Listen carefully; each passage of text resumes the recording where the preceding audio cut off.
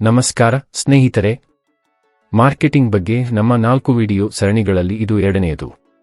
ಈ ವಿಡಿಯೋದಲ್ಲಿ ನಾವು ನಿಮ್ಮ ಉತ್ಪನ್ನದ ಬೆಲೆಯ ಬಗ್ಗೆ ಮಾತನಾಡುತ್ತೇವೆ. ಇದು ಮೊದಲ ಬಾರಿಗೆ ಮಾರುಕಟ್ಟೆಗೆ ಪ್ರವೇಶಿಸಲು ನಿರ್ಣಾಯಕವಾಗಿದೆ. ಸಿರಿಧಾನ್ಯಗಳ ಕುಕೀಗಳು, ಲಡ್ಡುಗಳು ಮತ್ತು ಬೂಂದಿ ತಯಾರಕರು ತಮ್ಮ ಉತ್ಪನ್ನಗಳಿಗೆ ಹೇಗೆ ಬೆಲೆ ನಿಗದಿಪಡಿಸಿದ್ದಾರೆ ಎಂಬುದನ್ನು ನೋಡೋಣ. ಬೆಲೆಗಳಲ್ಲಿನ ವ್ಯಾಪಕ ವ್ಯತ್ಯಾಸವನ್ನು ನೀವು ಗಮನಿಸಿದ್ದೀರಾ? ಕೆಲವು ಆಟಗಾರರು ಪ್ರೀಮಿಯಂ ಬೆಲೆಯನ್ನು ಏಕೆ ಪಡೆಯಬಹುದು ಮತ್ತು ಇತರರು ತುಂಬಾ ಕಡಿಮೆ ಶುಲ್ಕವನ್ನು ಏಕೆ ವಿಧಿಸಬಹುದು? ಈ ವಿಡಿಯೋದ ಕೊನೆಯಲ್ಲಿ ಈ ಆಟಗಾರರು ಏಕೆ ವಿಭಿನ್ನವಾಗಿ ಬೆಲೆ ನಿಗದಿಪಡಿಸುತ್ತಾರೆ ಮತ್ತು ನಿಮ್ಮ ಉತ್ಪನ್ನಕ್ಕೆ ನೀವು ಹೇಗೆ ಬೆಲೆ ನಿಗದಿಪಡಿಸಬೇಕು ಎಂಬುದನ್ನು ನೀವು ಅರ್ಥಮಾಡಿಕೊಳ್ಳುತ್ತೀರಿ. ಸಾಮಾನ್ಯವಾಗಿ ಬಳಸುವ 2 ಪ್ರಮುಖ ಬೆಲೆ ತಂತ್ರಗಳೆಂದರೆ ವೆಚ್ಚ ಮತ್ತು ಬೆಲೆ ಮತ್ತು ಮೌಲ್ಯ ಆಧಾರಿತ ಬೆಲೆ. ಮೊದಲನೆಯದಾಗಿ ಕಾಸ್ಟ್ ಪ್ಲಸ್ ಪ್ರೈಸಿಂಗ್. ಇದು ಲಾಭದ ಮಿತಿಯನ್ನು ಖಚಿತಪಡಿಸಿಕೊಳ್ಳಲು ಸರಕುಗಳ ಬೆಲೆಗೆ ಮಾರ್ಕ್ಅಪ್ ಅನ್ನು ಸೇರಿಸುವುದನ್ನು ಒಳಗೊಂಡಿರುತ್ತದೆ.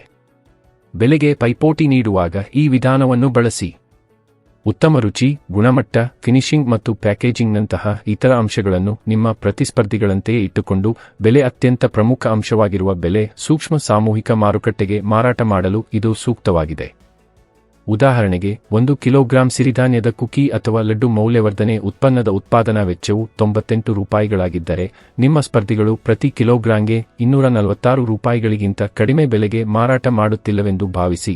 ನೀವು ನಿಮ್ಮ ಬೆಲೆಯನ್ನು 40% ರಿಂದ 50% ಅಂತರದಲ್ಲಿ, ಅಂದರೆ ಪ್ರತಿ ಕಿಲೋಗ್ರಾಂ ಸಿರಿಧಾನ್ಯದ ಕುಕಿ ಅಥವಾ ಲಡ್ಡುಗೆ $246 ಅಂತರದಲ್ಲಿ ನಿಗದಿಪಡಿಸಬಹುದು.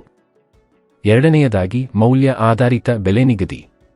ಈ ಕಾರ್ಯತಂತ್ರವು ಉತ್ಪನ್ನದ ಬೆಲೆಯ ಬದಲು ಗ್ರಾಹಕರಿಗೆ ಗ್ರಹಿಸಿದ ಮೌಲ್ಯದ ಆಧಾರದ ಮೇಲೆ ಬೆಲೆಗಳನ್ನು ನಿಗದಿಪಡಿಸುತ್ತದೆ. ನೈರ್ಮಲ್ಯ, ಉತ್ತಮ ರುಚಿ, ಗುಣಮಟ್ಟ, ಫಿನಿಶಿಂಗ್ ಮತ್ತು ಪ್ಯಾಕೇಜಿಂಗ್ನಂತಹ ಬೆಲೆಗಳನ್ನು ಹೊರತುಪಡಿಸಿ ಇತರ ಅಂಶಗಳ ಮೇಲೆ ಸ್ಪರ್ಧಿಸುವಾಗ ಈ ವಿಧಾನವನ್ನು ಬಳಸಿ. ಬೆಲೆಗಿಂತ ಗುಣಮಟ್ಟ ಮತ್ತು ಪ್ಯಾಕೇಜಿಂಗ್ ಹೆಚ್ಚು ಮುಖ್ಯವಾದ ಮಧ್ಯಮದಿಂದ ಹೆಚ್ಚಿನ ಆದಾಯದ ಮಾರುಕಟ್ಟೆಗಳಿಗೆ ಇದು ಸೂಕ್ತವಾಗಿದೆ. ಉದಾಹರಣೆಗೆ, 1 ಕಿಲೋಗ್ರಾಂ ರಾಗಿ ಕುಕೀಸ್ ಅಥವಾ ಲಡ್ಡು ಮೌಲ್ಯವರ್ಧನೆ ಉತ್ಪನ್ನದ ಉತ್ಪಾದನಾ ವೆಚ್ಚವು $98 ಸಹ ನೈರ್ಮಲ್ಯ, ಉತ್ತಮ ರುಚಿ, ಗುಣಮಟ್ಟ, ಫಿನಿಶಿಂಗ್ ಮತ್ತು ಪ್ಯಾಕೇಜಿಂಗ್ನಂತಹ ಉತ್ತಮ ಗುಣಮಟ್ಟಕ್ಕಾಗಿ ಪ್ರೀಮಿಯಂ ವಿಧಿಸಲು ನೀವು ನಿಮ್ಮ ಬೆಲೆಯನ್ನು ಪ್ರತಿ ಕಿಲೋಗ್ರಾಂಗೆ $300ರಿಂದ $400ಗೆ ನಿಗದಿಪಡಿಸಬಹುದು. ಇವುಗಳ ಹೊರತಾಗಿ ನೀವು ಇತರ ಕಾರ್ಯತಂತ್ರಗಳನ್ನು ಸಹ ಪರಿಗಣಿಸಬಹುದು. ಆರಂಭದಲ್ಲಿ ಗ್ರಾಹಕರನ್ನು ಆಕರ್ಷಿಸಲು ಮತ್ತು ಮಾರುಕಟ್ಟೆ ಪಾಲನ್ನು ಪಡೆಯಲು ಕಡಿಮೆ ಬೆಲೆಗಳನ್ನು ನಿಗದಿಪಡಿಸಿ, ನಂತರ ಕ್ರಮೇಣ ಬೆಲೆಯನ್ನು ಹೆಚ್ಚಿಸಿ.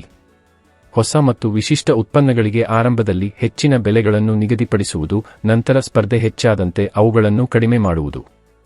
ಒಂದು ಉತ್ಪನ್ನವನ್ನು ಅಗ್ಗವಾಗಿ ಕಾಣುವಂತೆ ಮಾಡಲು $100 ಬದಲಿಗೆ $99ಗೆ ನಿಗದಿಪಡಿಸುವಂತಹ ಮಾನಸಿಕ ಬೆಲೆಯನ್ನು ಬಳಸುವುದು. ಹಲವಾರು ಉತ್ಪನ್ನಗಳನ್ನು ಒಟ್ಟುಗೂಡಿಸುವುದು ಮತ್ತು ಪ್ರತಿ ಉತ್ಪನ್ನವನ್ನು ಪ್ರತ್ಯೇಕವಾಗಿ ಖರೀದಿಸಿದ್ದಕ್ಕಿಂತ ಕಡಿಮೆ ಬೆಲೆಗೆ ಬಂಡಲ್ ಅನ್ನು ನೀಡುವುದು. ಪ್ರೀಮಿಯಂ ಗುಣಮಟ್ಟ ಅಥವಾ ಪ್ರತ್ಯೇಕತೆಯನ್ನು ಸೂಚಿಸಲು ಸ್ಪರ್ಧಿಗಳಿಗಿಂತ ಹೆಚ್ಚಿನ ಬೆಲೆಗಳನ್ನು ನಿಗದಿಪಡಿಸುವುದು. ಮಾರುಕಟ್ಟೆಯ ಬೇಡಿಕೆ, ಸ್ಪರ್ಧೆ ಮತ್ತು ಇತರ ಬಾಹ್ಯ ಅಂಶಗಳ ಆಧಾರದ ಮೇಲೆ ಬೆಲೆಗಳನ್ನು ನಿರಂತರವಾಗಿ ಸರಿಹೊಂದಿಸುವುದು. ಮುಂದೆ ನಿಮ್ಮ ಮೊದಲ ಮೂಲಮಾದರಿಯನ್ನು ಸಿದ್ಧಪಡಿಸಿಕೊಳ್ಳಿ ಮತ್ತು ನಿಮ್ಮ ಸಂಭಾವ್ಯ ಗ್ರಾಹಕರು ನಿಮ್ಮ ಉತ್ಪನ್ನಕ್ಕೆ ಎಷ್ಟು ಪಾವತಿಸಲು ಸಿದ್ಧರಿದ್ದಾರೆ ಎಂದು ಕೇಳಿ.